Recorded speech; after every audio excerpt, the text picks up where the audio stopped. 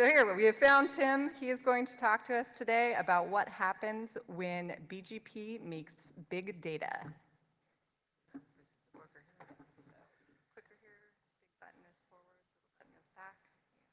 Right Time right down there. Perfect.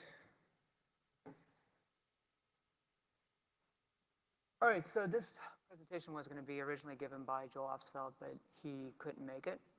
So I'm going to do it for him. I've been doing BGP collection and analysis for the past couple years. Been specifically working on the OpenBMP project and working with analytics of internet routing. We work with CADA, we work with RIPE, we work with RouteViews and a bunch of other people to profile and collect internet data, but also the internal data. So data centers, IGP monitoring, so link state, ISIS, and OSPF monitoring. And what we see with this is that internal monitoring, data center monitoring, is really not that big. It's actually quite small. It seems large to some people, but when we actually analyze the data, it's less than 100 million objects, so it's really nothing that we need to worry about.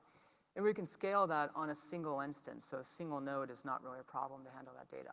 But when we look at the internet data, specifically IPv4 data, in the case of RouteViews data, we see that it's a dramatic difference. So here are some numbers where we have 15 of RouteViews routers being monitored. Of the 15, we have 410 peers. If we were to sum up all of the prefixes across all of those peers, so that would be V4 and V6, we would have 120 million prefixes that are active, that are being monitored with just that set of routers. If we look at just a single IPv4 peer and look at how many changes happened in a given 24 hours of time, we would see over 950,000 for a V4 peer. So it's a little less than 1 million changes that we see for one V4 peer. This is on all of the V4 peers. And not all peers are equal, so we do have some peers that have less prefixes. We have V6 is significantly less, as mentioned earlier, it's only 40,000. But if we take our data set that we have from RouteViews, we see 202 million prefixes in 24 hours of data. So as we can see, if we multiply that out for 30 days, just for 1 month of retention for all of the change log information, it's over 6 billion objects that we're maintaining. So it's a significant set when we look at the over time amount of this data. So trying to extract that data through this system using indexes or traditional methods has proven not to really scale that well. So even like if you use some of the time series databases like InfluxDB or Elasticsearch or we wouldn't use OpenTXDB because it doesn't support strings, but regardless, if you try to use those systems, they all don't scale unless you actually start clustering. So you have to cluster the data in order to use it. So we start to get into what we would consider big data at that point, because we need big data type of systems. We need clustering. Small data or normal data, I would say, is like a single instance. So if you can get away with it with a single instance, with a single vertical scale, then that's like no big deal. But when we get into the realm of I need at least 10 servers to be able to handle 6 months worth of data and analytics of that data, it definitely is more of a big data problem. So with this, we definitely, with BGP data, we have a situation when we want to do analytics, we want to look at all of the data. Sometimes we want to look at time specific when somebody reports a problem and says there was a route leak and we want to go back and look at that specific time. But usually when we're doing analysis, like aggregate analysis, we want to actually look at everything that's active. And the aggregate may have been 17 days old active, meaning that it was last updated 17 days ago. Yet we have change that's happening right now. So we have to look back in time and we have to see all of that data, which means we need to do large queries, large analysis of this data, which makes it a little unrealistic when it's so large. One example of the aggregate analysis that we can do now that we have better data collection is we can look holistically. So we can look at all of the routers and we can look at all of the peers rather than a single focus, like one router and looking at can you suppress a more specific. We actually look at all routers. And we can look at the paths for the more specific, and we can see if that more specific is being used or is needed anywhere else in the collection. And if it is needed, then we wouldn't recommend suppressing it. But if it's identical to the aggregate and everybody has the aggregate, then we would recommend a suppression of that.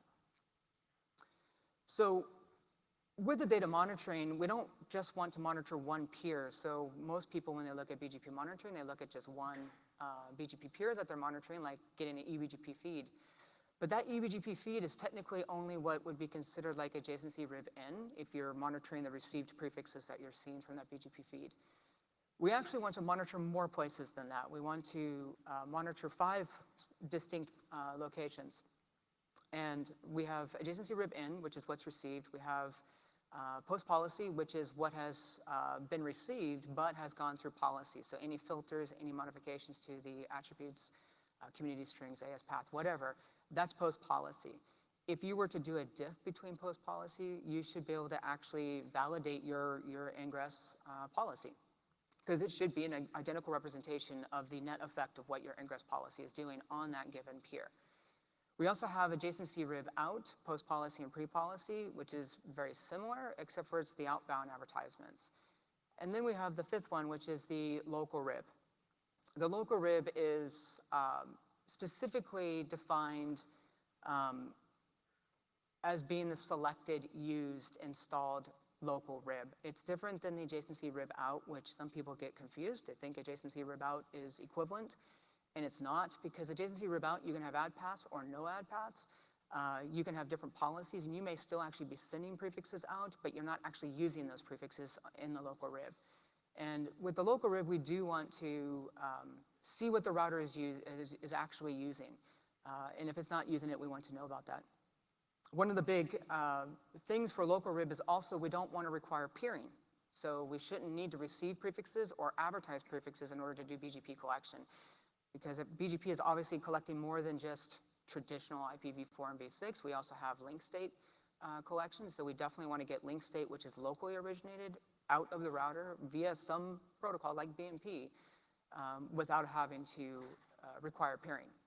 So the RFC right now, 7854, does document and define the adjacency rib-N pre and post policy, as well as a tidbit on locally originated. We have 2 new drafts that have been accepted by the IETF, so we'll have a name change. The local rib actually updates 7854 by clarifying the local origination, and the adjacency rib out adds the adjacency rib out monitoring.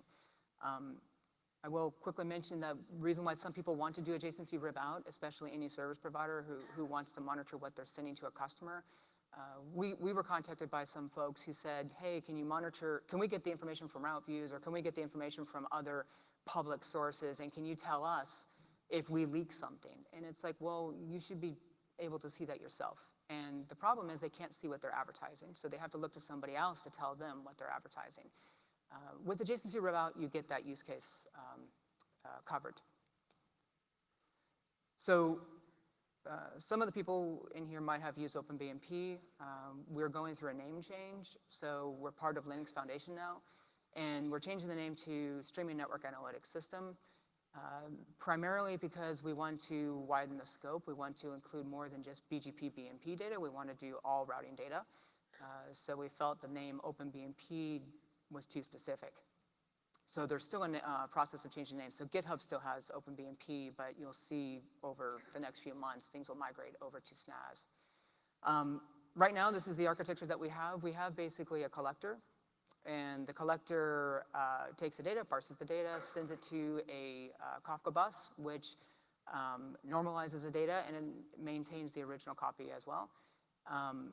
We want to have a produce once, consumed by many model, because we don't want to have the problem with like SNMP or any other management system where every management system starts to collect and access the same exact data. So we don't want to have 15,000 peers just for monitoring. We'd like to have one selection, one place where you get the data collection and then feed that out to anybody who wants to consume it. So we have a series of consumers. One of them is the database that we have, which is MariaDB.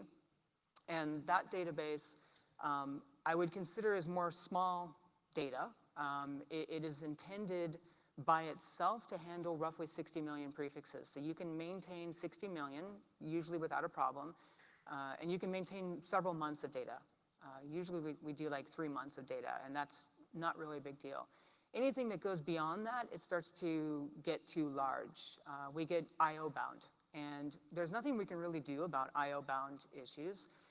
Specifically, we can try to do some craziness with the disks and try to offload partitioning with disks, but that gets too server specific, and it won't work in a virtual environment anymore if we require that. And we just don't even want to enter into that phase. So we typically say that the database is really good for internal monitoring, data center monitoring. You can do like a POP location, with several routers in one location, but you will have to spin up multiple instances in order to monitor a larger set. And the problem we have with that is, how do I do analytics across all of those instances? And that's what we don't really solve with this particular database, and that's where we need a platform to solve that, such as the platform for network data analytics to do that. So if you did want to use the database, you can go natively to the database. You can pretty much run any analytical query you want. You can use R, you can use IPython, Jupyter, you can use TIBCO, Jasper Studios, or R Studios, or whatever. You can use anything to interact with this data, and it works very fast, usually within a second if you use indexes. You can change those indexes. You can add triggers, remove triggers, which allows you to manipulate data on the fly. You can also set up events. So you have a full gamut capability, but again, it's still a small box. It's still just 60 million prefixes. You can interact with the API and the UI. If anybody's ever looked at the OpenBMP UI, this is where we're actually accessing that data. It goes through a web services API to the MySQL MariaDB instance. Now, if you want to replace the database, and in the case of what we're going to do here for big data is we want to drop and replace this particular database with an alternate database or an alternate storage system that can scale to a much bigger size. So where we would do that is obviously not trying to go through the database that's there. We would obviously do that directly to Kafka. And anybody who wants to do analytics, like if you're doing a watching or eventing or anything like that, you can go directly to Kafka and monitor that data real time. But if you need to store that data and you want to archive it long term, you need some type of storage. So what we did is Panda.io is a Linux Foundation platform for network data analytics, and it takes in multiple sources. It's not just BGP data, it's not just telemetry data, it's not just NetFlow, it's all of them. It takes all of the data in and leverages existing platform capabilities or existing big data techniques as well as components. And it puts it in a nice package so that you can scale this with a cluster, so you theoretically don't have to worry about the scale. So we wanted to test this out, and we really wanted to make sure this whole thing would work the same way that our MariaDB instance is working, but we wanted to make sure it would work with this large Hadoop-backed based system. So we tap in with the Kafka feed, and we translate that data to Avro, and we put that into, it actually goes back into Kafka, but then feeds into the platform. Once we get into the platform, we can do the very similar things that we're doing with the MariaDB instance, where we have a web services and a web UI that allows you to visualize the data. So the big thing that this is going to give us is it's going to give us the ability that we can scale this system without having that box of saying 60 million prefixes. And kind of to give an idea of these 60 million prefixes is a large route reflector for most tier 1 providers typically would have around 50 million prefixes already on that route reflector. A peering router typically would have 25 to 30 million for just one peering router, like one of the route views routers, like one of the large ones. As you can see, 60 million is only just a couple routers in that particular environment, which is why we want to use this backed system that has a better, larger scale back-end system. So kind of going through the testing to make sure that this would work in the exact same way. If anybody, again, is used to our current UI, we have various views that you can navigate through the data. So we're kind of going through roughly the same thing, but this is all facilitated through the Panda platform instead. So we're not using the MariaDB at all. And what we're able to get through this is we're able to get, just like we did before, we can actually count all distinct prefixes. We can do an AS path analysis, and we can index every AS that we see. And we can count every transit. We can count by ASN, we can count every transit, and also we can count every origination prefix that's being originated by that. And of course, you can search it. And we can do the same thing if you want to drill into the AS. This is very similar to our AS view page.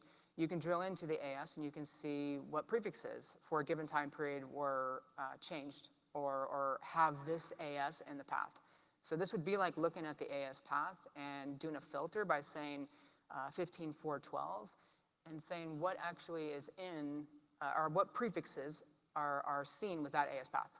And you can see this with very quick analytics through the system. As with most viewing representations, we can view this in different ways. So this is a different AS analysis, which is commonly done where we would pretty much flatten out all the ASs and then associate them to any given AS. So as we look through all of the AS paths for a given AS, so if we filter it again to 15.4.12, and we look at all of the ASs and put them into a unique list, we can then represent that unique list in any visualization that we want to see. And in this particular case, we represent it with these bubble chart. And what we're doing as well is overlaying that with the impact of the other ASs with their transit and origination. So we can put overlays to this data. As you'd expect, if you look at a different AS, it's going to be a different visualization and will most likely be large. In some cases, as anybody who uses BGP Play or anything else like that, you end up getting such a mess that you can't actually even look at it.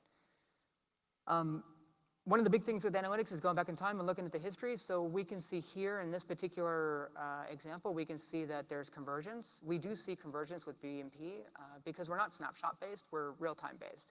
And even when we feed in snapshot data, so MRT data can be fed into BMP, it still has all the timestamps. So even though it's snapshot, we still have the iterative timestamps that are within the messages. So we can still see different convergence, and we can still see the ripple effect. So we can expand this to look at all of the peers, and we can see the convergence of where something starts and then when it completes. So we can look at that. And this example here shows that it obviously within HE, this is one of the HE peers, clearly they have multiple connections to CocoNet, and from that, for whatever reason, we saw the prepended path, the longer prepended path quicker or earlier than we saw the shorter one, and it just normalized on the shorter one. Everybody loves BGP Play. Everybody loves to go back to that thing and look at it. I tend to think it looks very messy at some cases, but we want to do the same thing, of course. So we can do the same thing with the Panda data as well. We can go back and replay the data from any given source to any given destination ASN. So rather than just focusing on a single AS and saying, what's the history look like with this AS, or what's the history look like with this AS with a bunch of other ASs, we can actually go back and analyze AS to AS and say what has been changed between those ASs. So we can visualize all possible paths from an AS perspective. What's not shown here is we actually can visualize this with an overlay that includes link state as well. So with link state, we can actually add the next hops, and we can put the IGP overlay into this, and you can actually see the routers and where the peering actually is.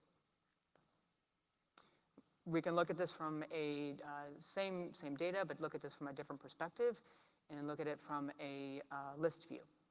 So we can see more of a table/list view of the same path history and possible paths. So one of the big things that we want to do with the analytics is typically be able to search relative to a prefix and find other prefixes that are related. And it's something that we do all the time with the MariaDB instance. We want to make sure we can do that also with a Hadoop or a much larger big data analytic platform. And this is an example of looking at a more specific. So we see the more specific, and we can easily detect within this platform. We can also pull up the aggregate. And in this case here, it's the default route. But in most cases, this would be an aggregate that this prefix would be tied to. And we can look at the chain of aggregates as well, so we can look at the whole chain going back. So if anybody's, again, looked at the OpenBMP UI, you will see that we have a security analysis. And if you've ever used that, it has correlation and tie-in with IIR data as well as RPKI data. We want to make sure we maintain that same capability and also tie in other data, including, in this case here, Bogon addresses. So we can look at the ranges of prefixes and we can tie that to received prefixes that we learn, and we can categorize them. So we can categorize them obviously as private addresses, but also as unallocated addresses. And that can change over time. So depending if those get removed from the list, we can remove that and update that category over time. So we can do that level of analytics with this. And we can take any associated data, which includes like even telemetry data or anything else that you feed into the system. So we definitely want to be able to do a prefix drill down. This is showing the category to the right-hand side, but we can do prefix drill down on any prefixes over time, and we can see, you can search by prefix, we can search by ASN, we can search by any prefix and see that over time with this data set. And again, this is pulling the data out of the system, the big data platform, and pulling it out and making it available via APIs and making it available via the web interface. So more specific monitoring is an interesting type of situation because more specific monitoring produces a lot of noise. I'm not sure how many people in here have actually tried to do more specific monitoring, but you have to look up the aggregate. But it's not just looking up the aggregate. You need to look up all of the aggregates, and in some cases, you need to actually go look at the more specifics beyond this more specific. Usually, most logic for detecting like a route leak would try to look at some common points, such as RPKI data, find out if this prefix is valid per RPKI. Look at the aggregate and determine if the origins match or not match. And if they don't, you would typically accept it. You would also look at similar AS paths or similar transit for the aggregate as well as the more specific and see if they're the same. And you can look at the registry information to determine if the ASNs are owned by the same organization. But what we find is that this actually doesn't really work too well anyways because RPKI doesn't have all the prefixes there.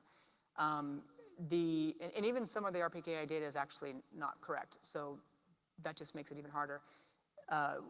There are many ASs out there right now that are multi-origin. So we're seeing this in the range of 10,000 per day. We see multiple multi-origin ASs. And typically it's because of multi-country. We also see, just because you peer with level 3 as an example, it doesn't mean that we want to accept a more specific from another ASN that happens to peer to level 3 either. So we can't really rely on that. And the WHOIS information is really a challenge because ARIN versus RIPE, the data is not the same. DigitalOcean is an example, which does a lot of more multi-origin advertisements right now. And we see it in Europe, and we see it via RIPE, and we see it via their ARIN ASNs as well. And it's the same exact prefix. And the problem is that the name is slightly different. So we can't just do a simple match on the name. We have to actually do a loose or a fuzzy match on the name, which means it's somewhat error-prone. And that ends up becoming a problem and kind of stresses the fact that we have to do a deeper analytics of this. So what we want to do is go deeper into this and look at things. And one of the things is if we only look at the next best aggregate, so in this case here, the /18, if that's all we looked at and we only analyze the checks based off of that, then somebody who is legitimately trying to hack something, all they're going to do is advertise 2 prefixes, and they can advertise a 23 and a 24. And the 24 might get red flagged. We might freak out about that one, but the 24 will slip through. So the 23 is used as, get rid of that one, but the intended target was the 24, so we would still inadvertently allow that. So we have to look at the time base. We have to look at all of the aggregates and determine what's really new and if it really matches and if it makes sense to actually treat this more specific as valid or not valid. So the potential that we get with this type of data is that we can write more micro-style analytics. So using that example about origins not matching as an example, we can go back and look at, we can have an analytics app that all it does is analyze origins and analyze names and RIPE and ARIN and APICNIC and all of the other registries and determine what is actually really the same or has some type of common connection point between them. And then with that, we can associate that to the prefix data. So if we see a new, more specific, we can quickly look up, using the analytics from the other app, we can look up and determine that they're actually part of the same organization, even if the org names don't match, or even if they may not, at surface level, look like they're the same. Based off of a deeper analytics or analysis, we know that it actually is. So Panda.io is part of the Linux Foundation. And what it really gives us is making this much bigger in the sense that we can include more data into this. So we really want to include telemetry data. We want to include NetFlow data. We want to include other data sources coming in. And we want to be able to correlate that data across the board. And we want to write the same analytic type application that works with all of that data, not just an OpenBMP application or not just an application that only works for one system. We want to do it so that it takes in universal data from all of them and correlate it. So Panda is what actually gives us that capability. So we actually can now take in multiple data feeds. And from multiple data feeds, we can normalize that data and write an application that works across these data feeds. And we can start writing smaller applications that have a very specific purpose, like the origin association or ASN association. We can write that application that feeds back into the system that allows other applications to take advantage of it. So it becomes more of an ecosystem to which can also extend to the other data sources. So like telemetry can be correlated with link IDs to BGPLS. So you have link IDs that are advertised or interface IP addresses, and you can correlate that data with telemetry. But in order to correlate it, you need to have common fields, common names, common environments. So we need a common platform for that. And Panda provides us that. And it provides us this platform at scale. So it does all the clustering for us so that we don't have to actually reinvent the wheel, and we don't have to try to come up with a new system to do new type of clustering for BGP data. We can just leverage the existing one. So we're really trying to look towards that. So this is where we, from the SNAS OpenBMP side, from BGP data, and from having to handle large data sets of BGP like internet routing, and we know it's going to only get worse with IPv6 as it actually gets more used and widely deployed, that we want to basically leverage this platform that can scale to that level so that we're not fighting this later down the line as soon as we start rolling this stuff out. You can look at this really busy slide and look at all the different components. Joel Opsfeld recently submitted a YouTube video that goes over specifically the Panda architecture. So you can go to YouTube as well, and you can see, if you do a search for panda.io BGP, you can also see that video, and talks a little bit more about specifically the architecture of it and some of the components. The nice thing about both of these projects is that they're open source, so we can change them, we can adapt this environment, and anybody can contribute. There's really no reason why everybody else in this room can't actually contribute and add stuff to it. And that goes for Panda, but that also goes for SNAS.io as well. So that's pretty much the presentation. Any questions? Okay. 1 minute to go.